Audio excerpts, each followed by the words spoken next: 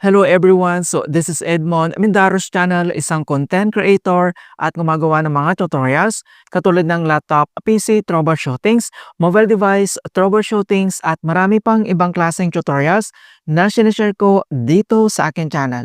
At sa video ito ay pag-uusapan natin at isishare ko lang sa inyo ang bagong update ng Microsoft Reward Points. Kung ikaw ay nagma-Microsoft Reward Points, so may bagong update ngayong January 2026. So naka-receive tayo dito ng email ni Microsoft Rewards.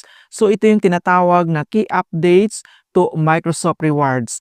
So mayroon dito starting in January 2026, we will be making updates to the rewards program.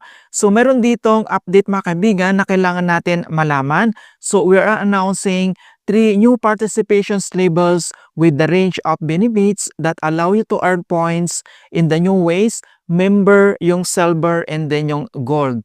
In order to accommodate these changes, the daily search point limit will update by label. So they will update to member 15 points, yung silver naman ay 30 points, and then yung gold 60 points na pwede natin makuha. So there will be new opportunities to earn additional bonus points. Okay, so kung titignan natin dito sa ating Microsoft dashboard, so makita mo naman dito yung pwede natin ma-earn dito. Okay, so dito lang sa ating PC or yung laptop, so pwede kang maka-earn dito ng 90 points.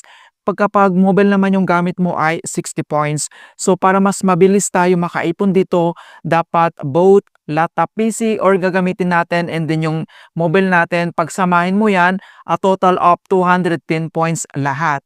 Alright, so nandito naman yung additional bonus points na pwede natin makuha.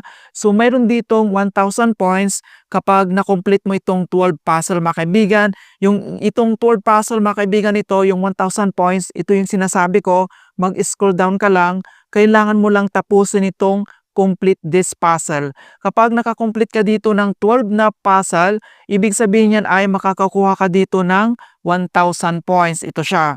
So since meron na tayong 8 na puzzle na complete, so may kulang pa tayo dito para makuha natin dito yung 1,000 points.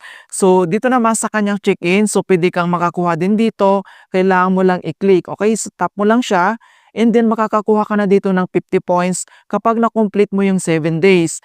Ayan, and then next, dito naman sa kanyang daily set, kapag may nakita ka ditong plus 10, plus 10, plus 10, itap mo lang yan. And then automatic po yan mga kaibigan na marireceive mo kaagad yung points. Okay? Kapag tinap mo yan, and then makikita mo kaagad dito na nag-a-add na yung points dito. Okay? So plus 10 points, ito na siya. Alright? And then mag-back ka lang. At dito naman sa daily activities mga kaibigan, ito yung tinatawag na search to earn.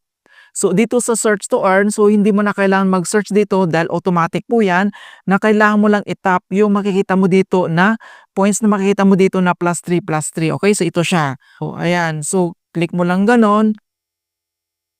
Ayan, so makikita mo na mag-a-add na yung points dito mga kaibigan sa baba. Ganun lang po ka-simple mga kaibigan. Alright, so dito naman sa read to earn, pwede mo naman gawin yan, additional yan, itap mo lang siya. And then, kailangan mo lang mag-read dito ng news. Yun yung ibig sabihin ng read to earn mga kaibigan. Okay, so i-click mo lang ganon. And then, select ka lang dito kung anong news yung gusto mong basahin. And then, kapag na-open mo na yung news, kailangan mo lang mag-scroll down and makikita mo naman na nag-a-add na yung points dito. Ayan, so ganun lang kasimple lang talaga dito sa Microsoft Rewards. Ayan, so and then naman dito naman sa baba, kapag may nakita ka pa ditong other activities, kailangan mo lang tapusin yan para ma-add yung points mo dito. Kapag nakaipon ka na ng points, pwede mo na itong i-redeem. Ayan, so ang dami ko ditong na-redeem mga kaibigan talaga dito sa Microsoft. Ang dami kong nakuha na dito. So since meron na tayong available points dito, pwede na tayo ulit dito mag-redeem. Yan, so ilalagay ko sa description box ang iba pang tutorials ko regarding dito sa Microsoft Reward Points mga kaibigan.